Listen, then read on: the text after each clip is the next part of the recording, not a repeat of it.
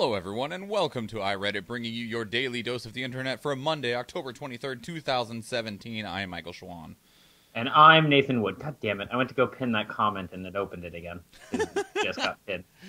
Oh, good job, buddy. Please remember, everyone, you can help support our show by going to patreon.com/dailyinternet. In addition, we do go live onto Facebook and YouTube Live Monday through Thursday at 6 p.m. Alaska time. Nathan, how are you doing today? Today was an exhausting day because it's much like the last week. I feel like my position now is just exhausting because I have to just constantly run around the entire building like a goddamn lapdog. That sounds awful. It makes me really tired by the end of the day. I believe it. It makes me really tired by lunch, and I've been taking early lunches. Not by choice. Just because you're so short-staffed? Yeah, they've been sticking me with the 11 o'clock lunch, and it's killing me. It's killing me. Not like actually killing me. I mean, I wish, but Nathan, it's bloom and shame. It's bloom and shame. If only, right? Yeah. Oh, definitely. If only. If only. Other than that, though, how was your weekend? It was all right. We only had one D&D game fire this weekend. Out of the 3 or 4 that you're involved with? Okay, so I guess 2. We had the Star Wars one fire, and we had the Saturday morning one fire, but the Friday one didn't fire again. We're trying to work on better times, possibly during the week. Sure. But I'm really excited because one of them became king of druids, so he's a druish king. Interesting, okay. He's not a druid. Our D&D game also did not fire. We have 4 players, and 2 of them were sick, so that kind of basically means D&D's dead. Yep. Yep, that definitely happens. That was one of the benefits of having a large party. That was one of the benefits. If you were missing 1 or 2 people, it wasn't a big deal. If you're missing 2 people with 4, you're down to half. And it's half your party missing. And you're like, well, darn. And even with unless you have some kind of really short side quest that's not too hard set up. Well, and also even on that same thing, even if you lose 1 in a group of 4, it's still I don't know. 5 down to 4, you can do that. 4 down to 3, maybe not as much. It's all right. Should we talk about some news, though? Yeah, sure. Yeah? 10. Why did the United States just revoke Putin critic Bill Browder's visa? This was submitted by Anti-Natalista to Our Politics. Go ahead and give us all of them, because they're all the same thing, just different. Okay, it was also submitted by Paraconformity to Our Politics, by Zosima to Our Politics, and Kubrick is my... Oh, God, that's such a good name. Kubrick is my co-pilot to Our Democrats. I fucking love Stanley Kubrick. I don't think I've actually seen any of his movies. Have you not seen The Shining? No, I have not. What about 2001: A Space Odyssey? Nope. What about A Clockwork Orange? Nope. Kind of disappoint me. Yeah, no, I'm good at that, especially when it comes to movies. Anyway, so Bill Browder is he was born in the United States, but he's actually a British citizen, and he has been extremely critical of the entire Russian administration for quite some time. The primary reason behind this, he used to be what are those people called? A hedge fund manager. That's what he used to be. KGB agent? KGB agent, exactly right. So, and then he had an accountant, and his accountant discovered a $230 million scam that was being conducted through the Russian government. Shortly after this happened... They tried to murder him. That accountant went to jail for... Is he the one that went into a coma and then came out? No, he's the one that went to jail because the Russian government wanted him to go to jail. Sergei Magnitsky? Magnitsky? Yeah, Magnitsky. And Sergei. While he was in prison, got sick, and they just didn't give him any medicine until he died. And in response to this happening, Browder started to really be against the Russian government, in such a point that he started put forward what was being called the give it to me again. Magnitsky. The Magnitsky Act. And what that is right now there are 4 countries that have signed on to the Magnitsky Act. That is Canada, the United States, the United Kingdom, and Estonia. And what it does is it makes it illegal for Russian dignitaries that are linked to human rights violations. They are not allowed to travel, essentially. Whoa, that's fucking sick. So the governments that have adopted the Magnitsky Act, they are not allowed in or even involved with those countries. So hey, that should be a widespread thing to not just, those couple countries that are signing up for it. I feel like that should be just law. Well, the biggest reason behind it is because the way that it also freezes their assets, too, which is the other part of it. If those assets are being held inside those countries, so you hit them in their wallet, they're not allowed to travel, et cetera, et cetera, et cetera. Right. The problem with that is... Civil forfeiture, right? Yeah, right, exactly, 100%. The problem that people have with the Magnitsky Act is that you get your assets frozen, you're put on, a no-fly list. If you are linked to human rights violations, that basically doesn't mean that you were necessarily the perpetrator of it. You are not indicted with it. You are not being blamed for it. But if they find that you are linked to them, then you're frozen. And that's where people are like, you gonna be that harsh on people that haven't been... Yeah, people can just accidentally into a business. Yeah, so that's where the question comes in. Either way, so... Now, Russia, for very obvious reasons, over the last 5 years, has not been a very big fan of Bill Browder because of the Magnitsky Act and him lobbying and traveling to countries, trying to get more countries to sign on to it. And so for the longest time, they've been trying to get him on the Interpol wanted list, which means you're not allowed to travel. If you're trying to travel internationally, you get arrested, etc., right? Mm-hmm. Well, for the longest time, Bill Browder has had a visa to the United States. He went... today to apply, no, not today. He went very recently to apply to renew that visa, and not only was his visa denied, his current visa was canceled because Russia found a loophole to force him onto the Interpol list. Ooh, I see. And if he's on the Interpol... That's really shitty, Russia. Yeah, if he's on the Interpol list... Well, you're not exactly allowed to, travel around and stuff, so the United States isn't going to give you a visa.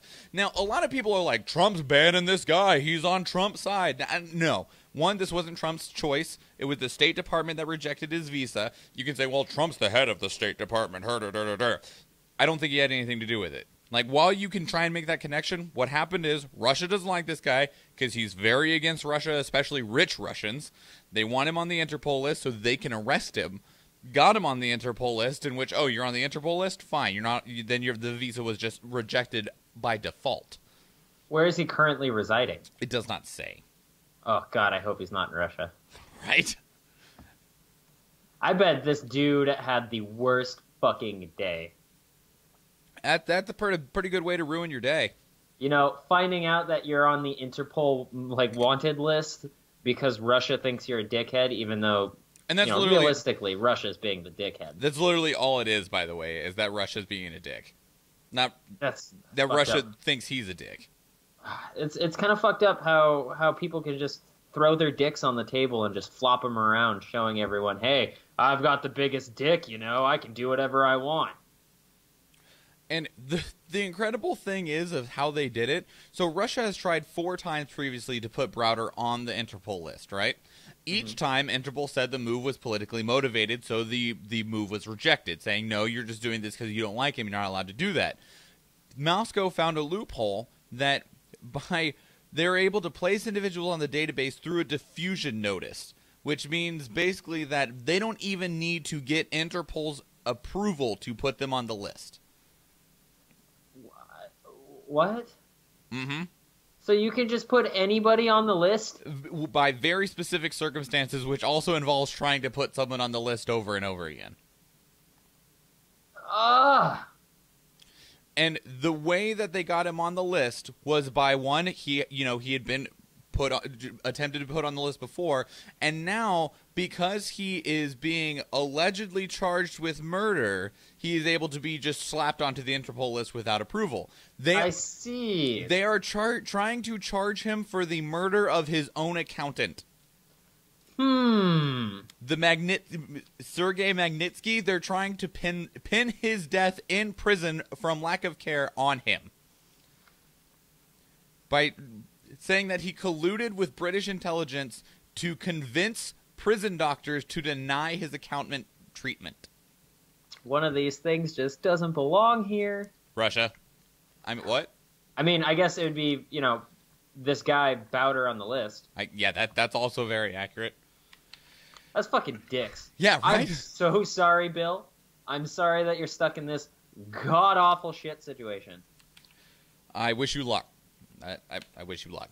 That's all I can do, though. I wish you luck in the wars to come. 9. African Rhino injures Poacher in rare reversal of fortunes. Hey, this is submitted by Clinstra to our news. Did you say fortune or fortune? Fortune. I say fortune. Okay. Like Wheel of Fortune. Sure. I wasn't sure. I just wanted to check. Either way, so these people were illegally poaching in Namibia. They had been tracking this rhino, and this rhino apparently knew they were tracking him for quite some time. When they were trying to set up in order to actually poach this rhino for his horn, the rhino charged them and just mauled the guy. Yes! Alright, I normally feel pretty bad for people who get fucked up by wildlife, but these guys kind of deserved it. Yep, you kind of did. That's pretty shitty, but, you know... The man survived. He has been taken to a hospital where he's being treated, and after he is done being treated, he is going to be arrested. Hell yeah, he is for being a fucking dickhead poacher. The only thing I like poached is my eggs. I prefer basted eggs, but poached are okay. Damn, based egg. It's like based God. Sure. Don't worry about it. It's lost on me. I'm sorry. 8. The tax extension deadline came and went. Trump didn't share his return. Go figure! This was submitted by Ciaguila84 to Our Politics. My level of surprise equals none. My level of surprise is astounding! Wink. Monday today was the deadline for President Trump to file his 2016 federal tax return. Normally this document is made public. Trump did not.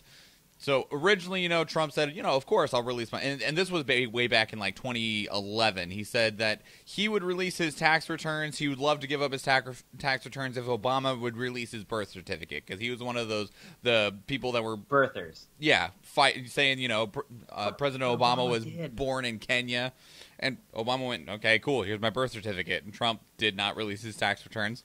Then in 2014, when he was talking about possibly running for office, he said, if I did decide to run for office, I'd produce my tax returns. Absolutely. I'd love to do that.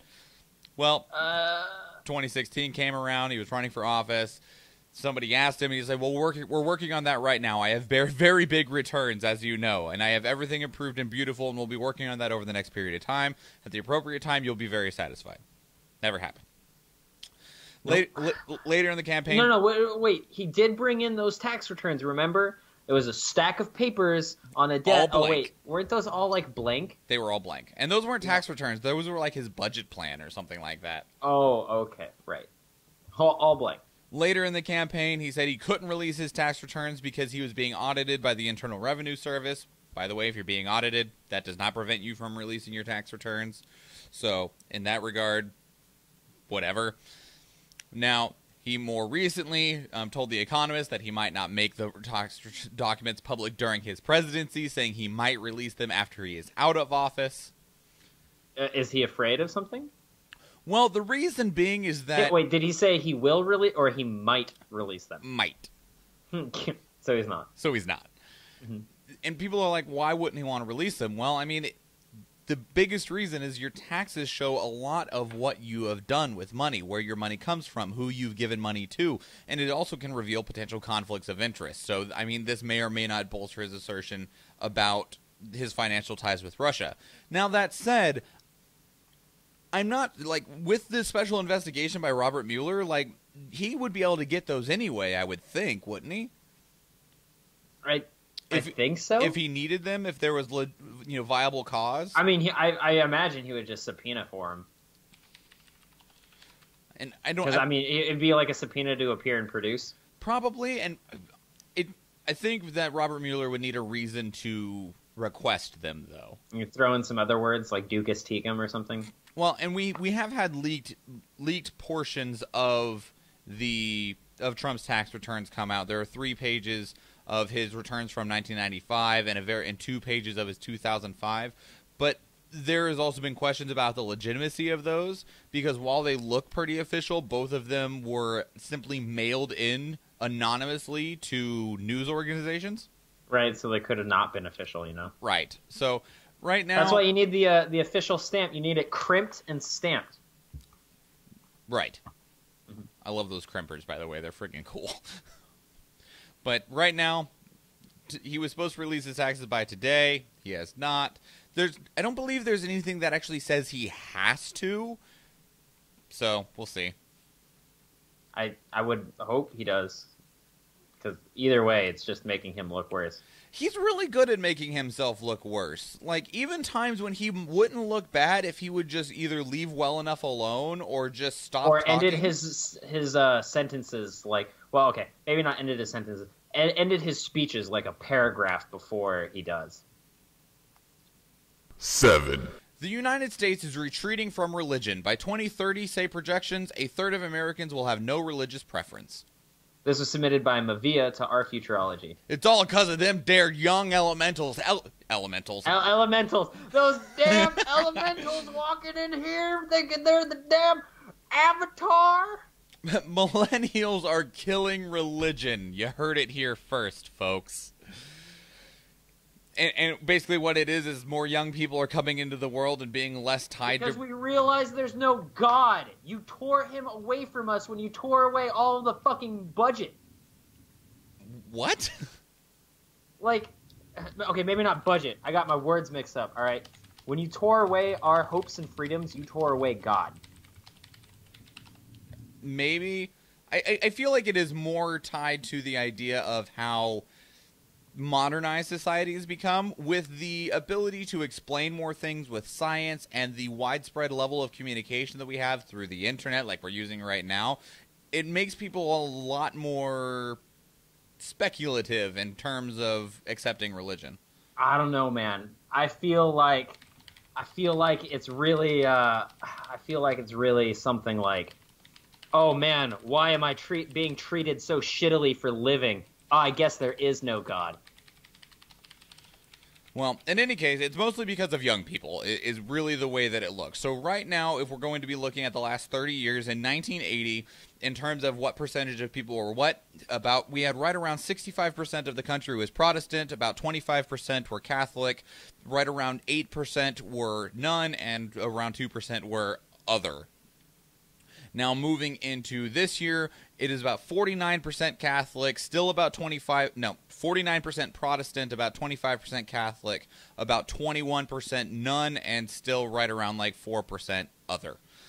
Now, that is projected to continue to follow that path as, well, young people continue to be born and get older, especially because in this survey that they did to get these numbers, the split in terms of people's age of when they were born, because if they were born around like 1920 to, I'm going to say 1920 to about 1950, 65% of them were Protestant and 25% of them were Catholic. So 90% of people between 1920 and about 1950 fell into that Protestant Christian category, where only about like 3% were none or other.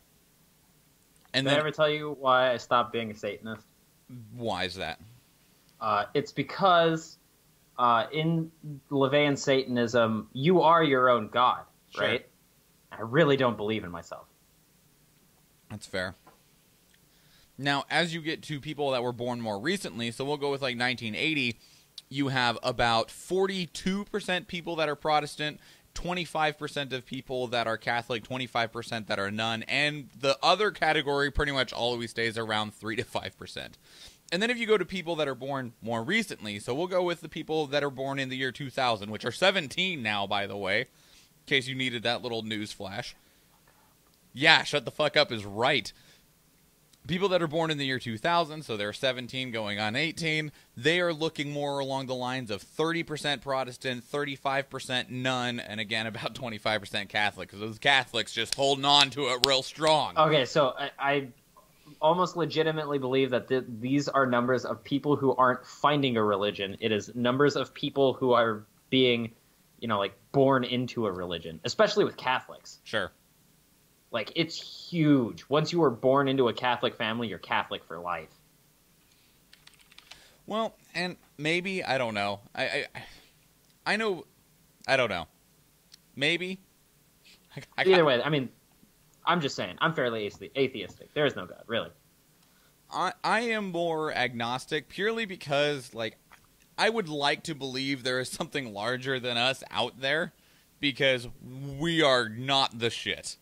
But at the same time, there is nothing in any case whatsoever that has given me any level of legitimate proof that there is. I feel like there might be aliens, but like a deity, something that's gone around and created life. Yeah, I can't believe that. I mean, I guess we're getting close to that. We're trying. So maybe if the deity presented itself not as a god and more as an alien, sure. Yeah. 6. Mueller now investigating Democratic lobbyist Tony Podesta. This is submitted by Lupus Vorax to our news. And so now the interesting part on this is people are so excited every single time someone is, slamming down the Republicans, because that's really what, those liberals really like to do is, anything that goes against what they are. But, oh, wait. Mm-hmm. Mueller is very neutral in this and is going to go after anyone and everyone that he needs to in order to get the answer he wants. And that includes Tony Podesta and the Podesta Group. They are a Democratic lobbying organization. Mm-hmm.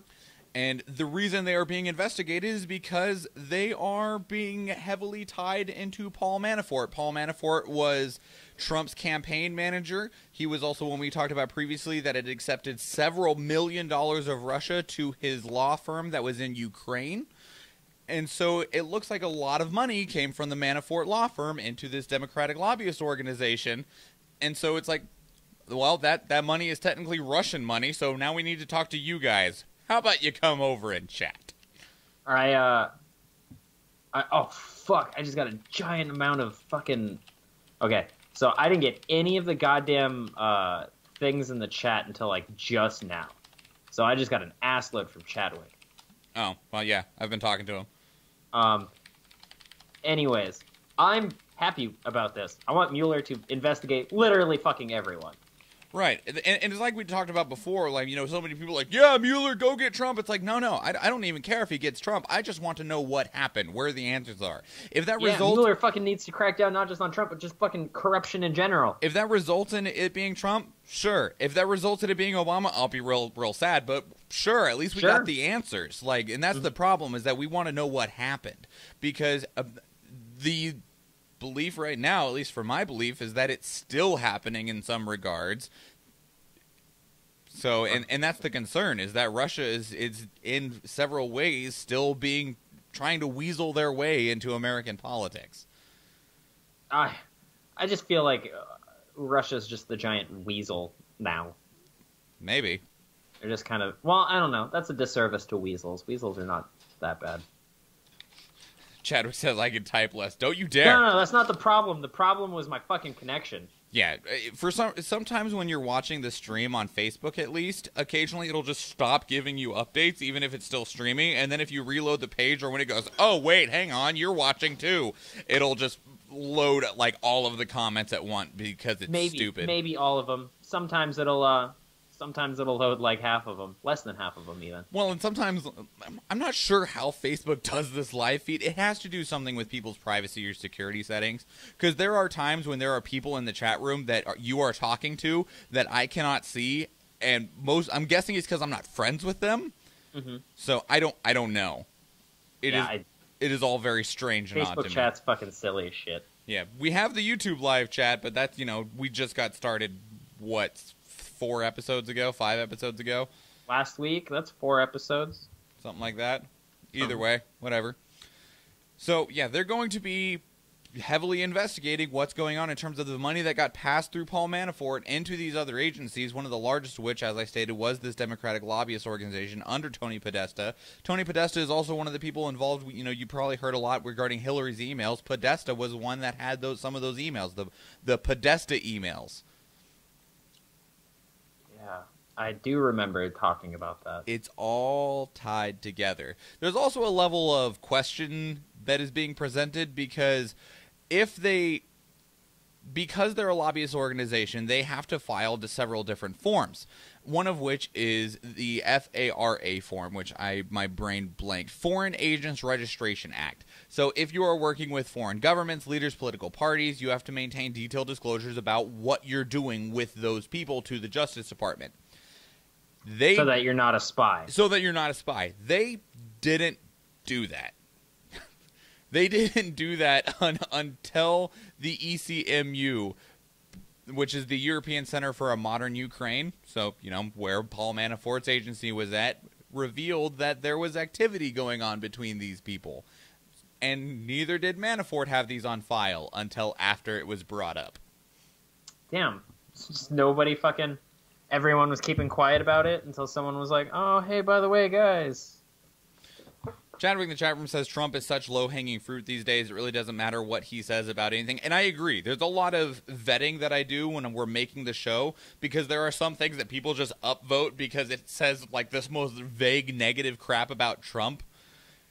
And I'm not a fan of Trump. I feel bad about this, though, because he's saying he really doesn't matter what he says about anything, and that absolutely, 100%, abso-fucking-lutely should not be the case coming from the president of the fucking United States of America. He needs to hold himself with more fucking respect. I don't know. I guess he holds himself with too much respect for himself because he's really not that great. Chadwick also asked for clarification. Are they going to look into Podesta? Yes, they are. The probe of the Podesta and the Democratic lobbying firm. They're going to be purely inquiring into the finances that were exchanged between this firm and Paul Manafort, since that's the thread that led them there. They're not able to do a more expansive search unless something leads them to need more information beyond that. I wonder when Mueller's going to tap into Paul Manafort.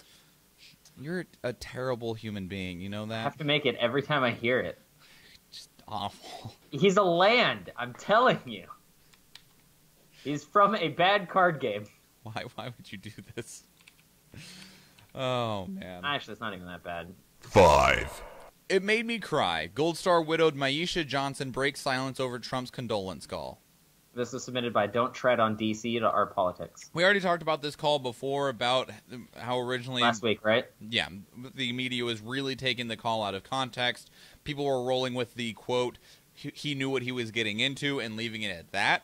And it's like, wow, that's a fucking big statement. Until you got the rest of his sentence in which he said, he knew what he was getting into, but that doesn't change how much it hurts, which was, the full context of that statement, which is true. I mean, and that's... Oh, God. It's a reality that all armed members of the armed forces face. There's that reality that could happen. It sucks, but it's one of the things that is a possibility when you sign that paper. Now, there was a lot of, he said, she said stuff going on between not the widow, but between a congressman that was in the car with the widow when this call took place. And that's where this initially got started. The widow hadn't been saying anything. She went on to a interview with Good Morning America to talk about it because she was tired of it being talked about. And she confirmed the conversation. One of the things that she did say was that it didn't seem like the president knew who her husband was. He tripped over the husband's name several times. And which Trump said, I didn't hesitate or stutter or anything when I tried to say his name. But that's not what's relevant about this story. Her coming onto this interview gave us something that raises a much larger question. And that is two things. One, apparently, when he died, they were not able to recover his body for 2 days. In addition, his body was more than a mile away from the patrol path. Second off... That doesn't seem uncommon. Ambushers would drag bodies away from areas that are actually patrolled so that people would just not know where they were. Well, the thing is, though, is that,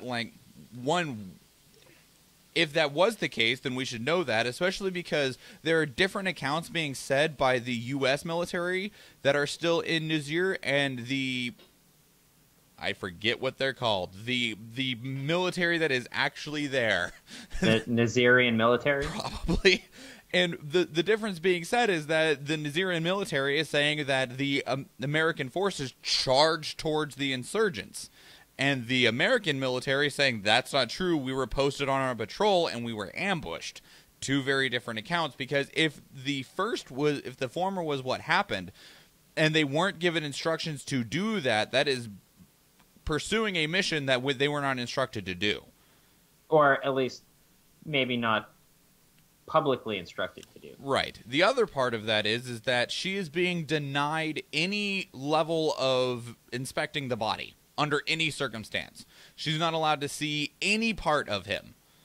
They brought what did they bury then? They brought a casket, but she wasn't allowed to open it or see inside of it. So for all she knows, it's empty. No one was allowed to open it. Okay, so I just want to say, to be fair, a closed casket is not uncommon. Especially if the body is beyond recognition in some ways. But they wouldn't tell her that. They just told her no. That would be a problem. Yeah, they just kept telling her no and that they couldn't open it. Like, if it's a gruesome thing, I understand not wanting to open the casket. But if that's the case, you should tell her that. And if she still wants to, that's her choice. But she's being denied. Yeah, I feel like that should have been her choice because that's her husband. Mm-hmm. And that's where the question comes in, is basically what people are wondering now is what actually happened. I kind of want to see the body exhumed just for her, but at the same time, I don't know if that'll actually help her.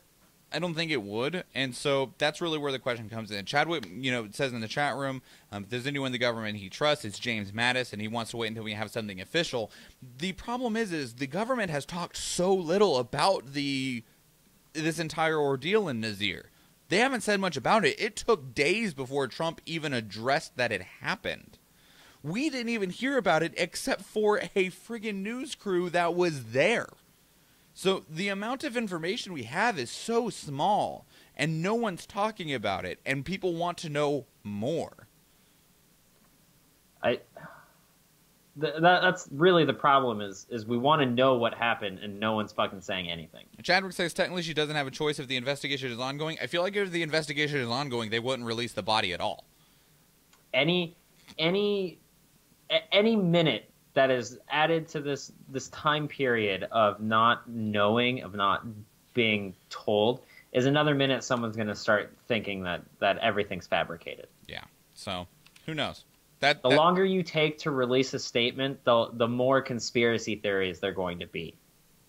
I mean, I guess except for Vegas. Vegas had conspiracy theories out the ass. Man given $149 ticket for singing 90s dance song while driving. This was submitted by Mitchell271 to R Not the Onion. Fuck! Good thing I don't drive. Yeah, I'd get tickets all the darn time. So what happened is that he was driving down the street singing along to 1990 C+C Music Factory. I don't know what that is. But I don't know what that is either. Either way.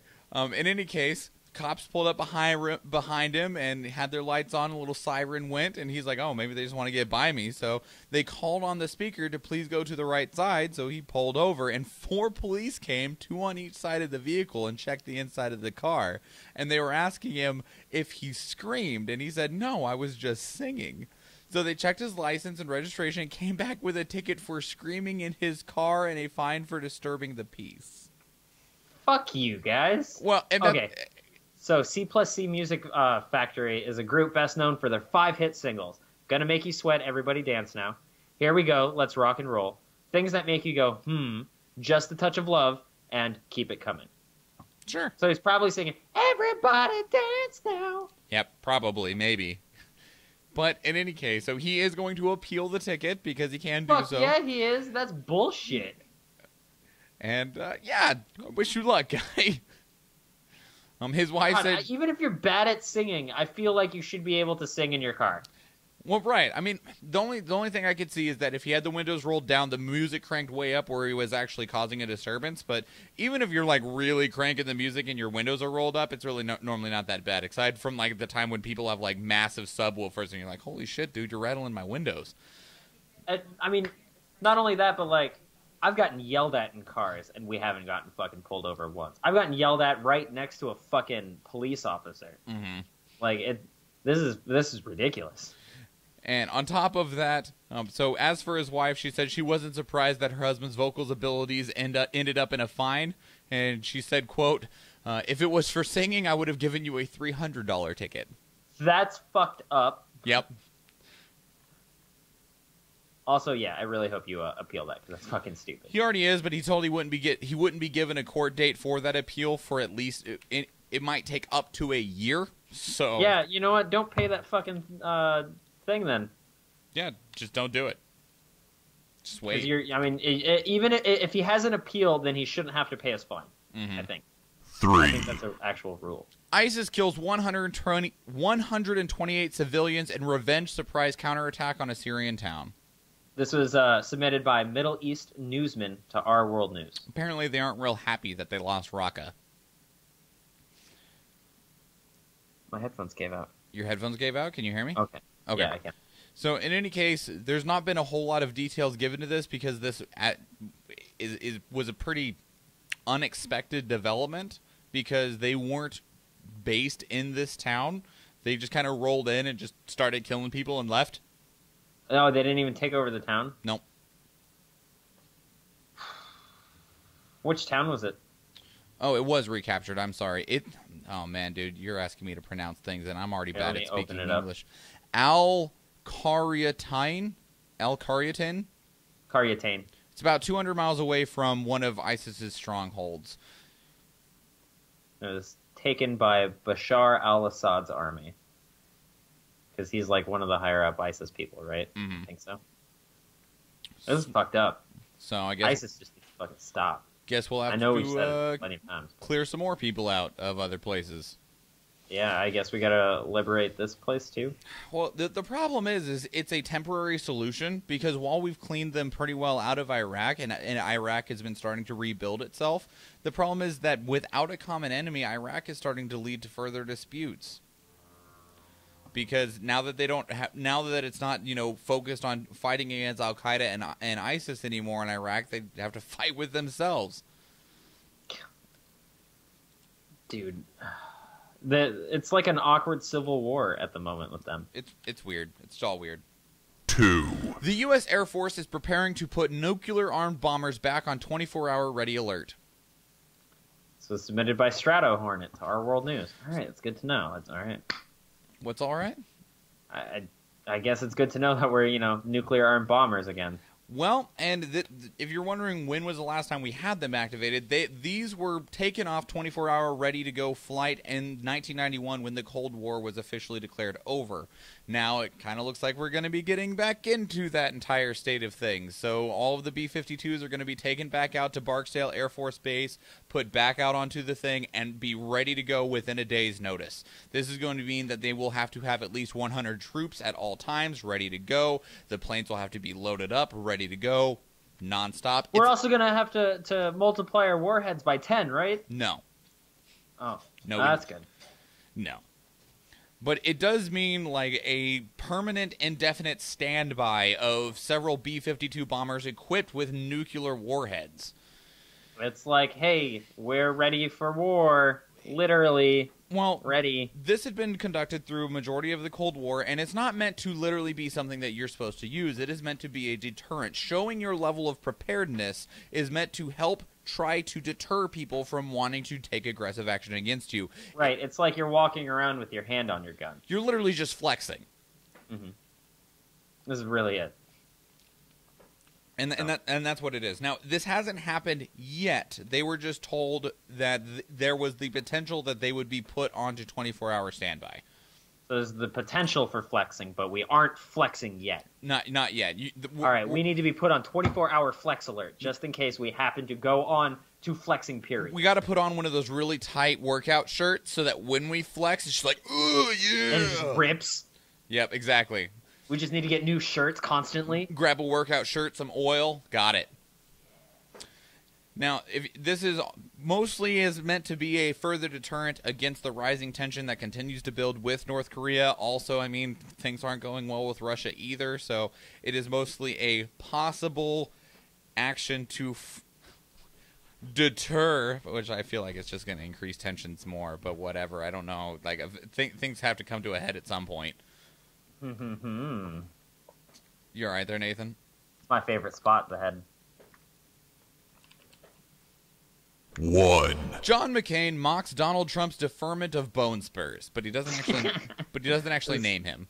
This is submitted by Wandering Socrates to Our Politics. So speaking recently, because people, you know, when people were so against John McCain in 2008 when he was running, and now there's like, McCain, my boy. Like, that's because he's ripping on the dude that everyone really hates. Yeah, as Chadwick mentioned earlier, low-hanging fruit.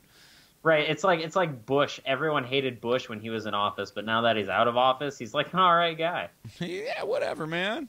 In this case, though, it really goes to show that, you know, you can be an all right guy and still have political views that I absolutely do not agree with, i.e. Chadwick. Great individual. I absolutely love David. I do not agree with a lot of his political stances.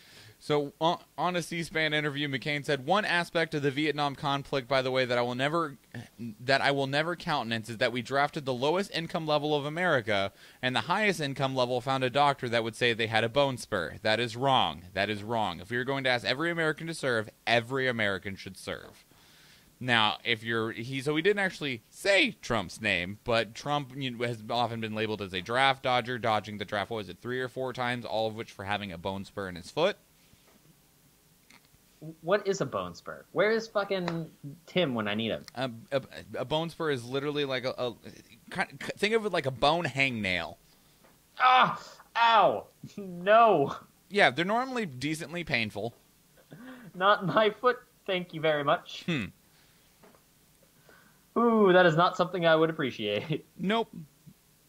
However, do you think he actually had bone spurs? I don't know.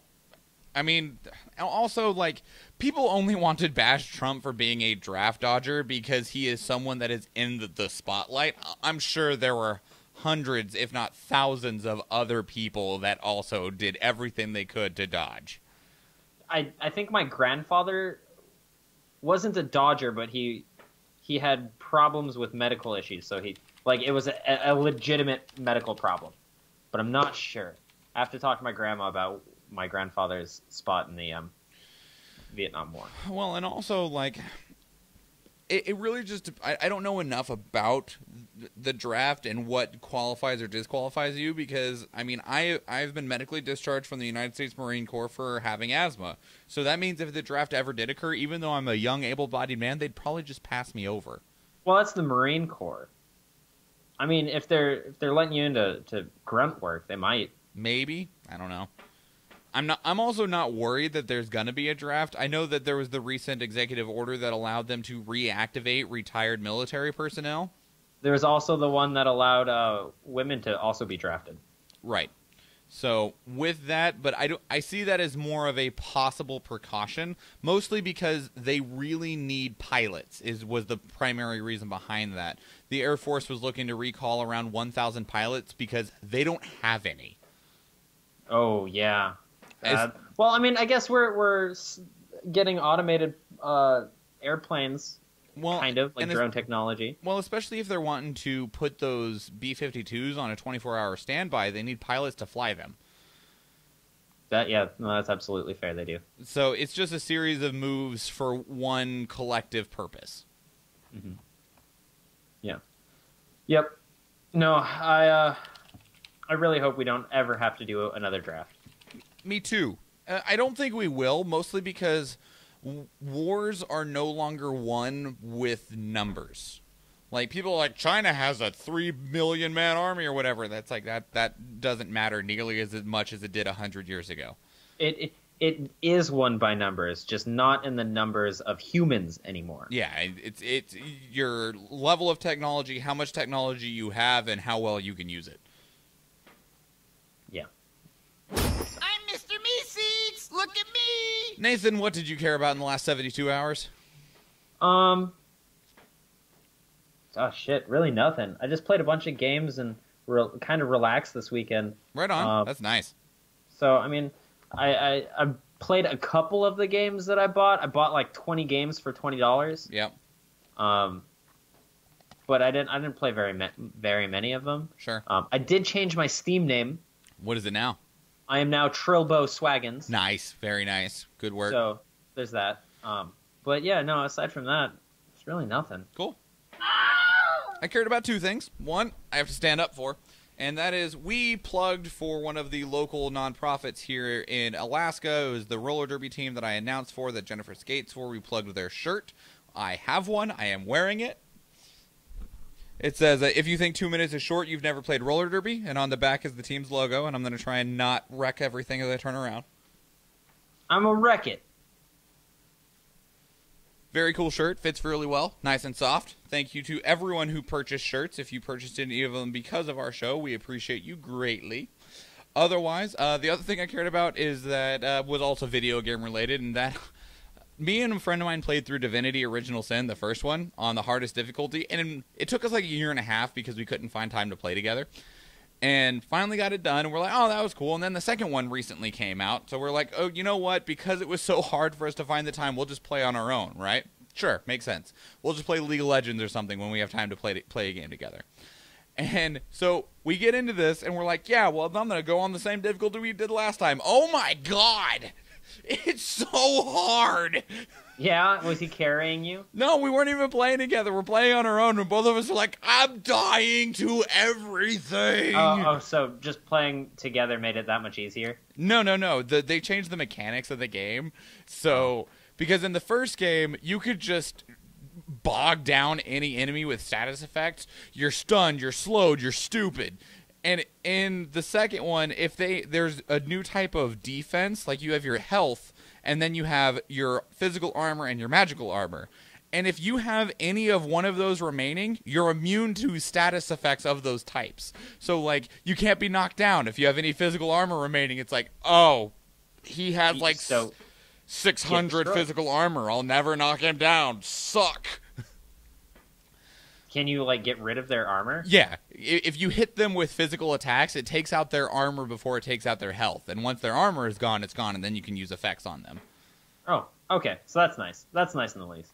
Otherwise, I had a real good, easy, nice going weekend. The first roller derby game of Alaska's season happened on Saturday. It was a mashup of the Rage City game. It was Anchorage playing itself. They had a pretty good turnout, which was nice, especially considering Saturday was the first snow here in Anchorage. So that was nice. Yep, and it's sticking, so you know. Yep, and it was snowing on my way home, so it's arguably nice. But otherwise, no, it was a good weekend. You ready to get out of here? Yeah. All right, cool. Everybody, yeah, I'm ready. If you get value out of the show, we do ask that you show us value back. Patreon.com/dailyinternet. If you can spare $1 a month, that is $12 a year. Please consider going to patreon.com/dailyinternet. Otherwise, follow and share us on social media. You can do that on YouTube, Facebook, Twitter, and Instagram. All of those are at iReaditCast. Otherwise, you can leave us a 5-star review on iTunes, Stitcher, or Google Play. That also helps other people find the show, so that helps us grow all the same. If you have a story that you would like us to talk about, submit it to our subreddit, which is also at iReaditCast, or send it to us in an email, feedback.ireddit@gmail.com. And that is it, everybody. That is your 371st dose of the internet. I am Michael Schwan. And I'm Nathan Wood. And please remember, everybody, Don't get limited! have a good day, everyone. Bye.